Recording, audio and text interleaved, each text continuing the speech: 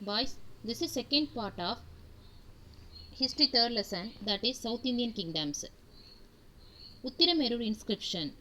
Uttiramerur, presently in Kanjipuram district, was a Brahmadeya village. This Uttiramerur inscription had a detailed description of how members were elected to the committees of the village. This Uttiramerur inscription had a detail about how members were elected at very earlier time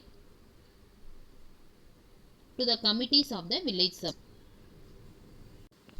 One member was to be elected from each ward. There were 30 wards in total. The eligibility to contest was to men in the age group of 35 to 70, well versed in Vedic text and scriptures, and also owned land and house. The process of election was as follows. The names of qualified candidates from each ward were written on the palm leaf slips and put into a pot. They wrote all the members' name in one palm leaf slip and put it into one pot. The eldest of the assembly would engage a boy to pull out one slip and declare his name. Very elder person in that assembly took in charge, and he called one boy to pull out one slip from all the slip, and also that eldest person declared the winner name. Various committees were decided in this way. They elected various members of various committees like this way. Revenue. The revenue of the Chola state came mainly from the land. So what was the main source of revenue? Land. The land tax was known as Kanikandan. The Chola rulers carried out a survey of land in order to fix the government share of the land revenue. That time the Chola rulers carried out a complete survey of one land, and they started fixing the land tax also. 1/3 of produce was collected as land tax. They started collecting 1/3 of production as a land tax. In addition to land tax, there were taxes on profession and tolls on trade. Apart from this land tax, there were another taxes, which was profession tax and trade tax. Social structure based on land relations. The Chola rulers gifted tax-free lands to loyal officials, Brahmins, temples, and religion institutions. These Chola rulers gifted tax-free lands. That means without tax, one land is called tax-free land. They gifted these type of tax-free lands to royal officials, that is higher authorities, and Brahmins and temples. Land granted to Jain institutions was called Pallichandam. They gave land to Jain institutions also, that was called Pallichandam. There were also of Mellanvagai land, and the holders of this land were called Vellalas. Some Vellanvagai lands were also there. These landholders were called Vellalas. Ulukudi, a subsection of Vellalar, could not own land but had to cultivate Brahmadeya and Vellanvagai lands. Another subsection was called Ulukudi.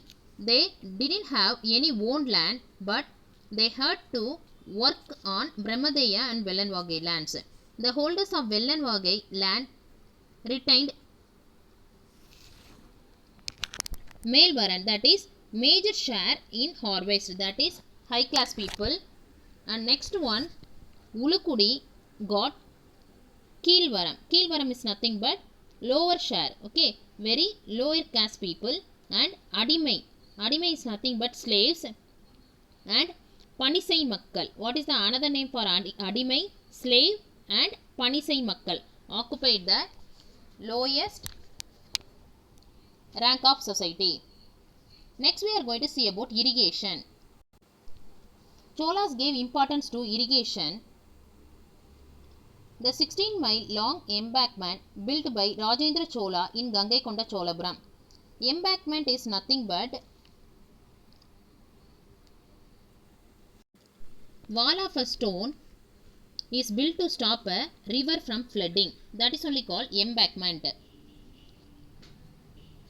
Vadivaikal, a criss-cross channel, is a traditional type of harvesting rainwater in the Kaveri Delta. Vadi is a drainage channel and Vaikal is a supply channel. That is nothing but Vadi is a main channel and Vaikal is a branch. The commonly owned village channel was called Ur Vaikal. Very common owned village channel is called Ur Vaikal. Nadu level Vaikal is referred to as Nadu Vaikal. Next we are going to see about religion. Chola rulers were ardent Saivists. Hymns in praise of the deeds of Lord Shiva were composed by the Saiva saints, the Nayanmars. Chola rulers were pure Saivists. They sang hymns. The purpose of the hymns is to praise Lord Shiva. These hymns joined together and called Tirumurai. This Tirumurai was codified by Nambiyandar Nambi. Next we are going to see about temples. The Chola period witnessed an extensive construction of temples. The temples in Tanjavur, Gangaikonda Cholapuram and Dharasuram are the great examples of Chola architecture. Temples promoted education, dance, music and drama. The staff of the temples included temple officials, dancing girls, musicians, singers, players of musical instruments, priests. Cholas as patrons of learning. Chola kings were great patrons of learning. Rajendra I established a Vedic college at Ennayiram. There were 340 students learning the Vedas, grammar and Upanishads under 14 teachers. In that period, Rajendra Chola established one Vedic college in the place of Ennayiram, now in Viluppuram district. How many students were studying? 340 students were studying. How many teachers were there? 14 teachers. There were two more such colleges. One is Tirubhuvanai near present day Puducherry and another one is Tirumukkudal, that is in present day Chengalpattu. The great literary works Periya Puranam and Kambaramayanam belong to this period. This Chola period only Kambaramayanam and Periya Puranam were comprised. Trade. There was a flourishing trade during the Chola period. Trade is nothing but import and export. Trade was carried out by two guild-like groups, Anju Vanatar and Mani Gramatar. Anju Vanatar comprised West Asians, Arabs, Jews, Christians and Muslims. This Anju Vanatar is nothing but Asians, Arabs, Jews and Christians. They settled on the port towns all along the west coast.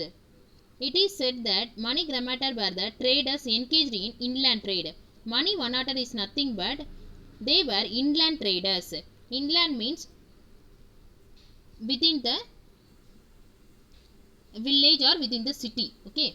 In due course, both groups merged under the banner of Ainutruvar and Disai Ayirathu Ainutruvar, functioning through the head guild in Ayavol, Karnataka. Afterwards, these two groups joined together and called Ainutruvar and Disai Ayirathu Ainutruvar. Glass, cardamom, cotton stuffed with colored silk were imported. These items were imported by Cholas. The item exported from here were sandalwood, ebony, precious gems, pepper, oil, paddy, grains and salt. These items were exported by Cholas.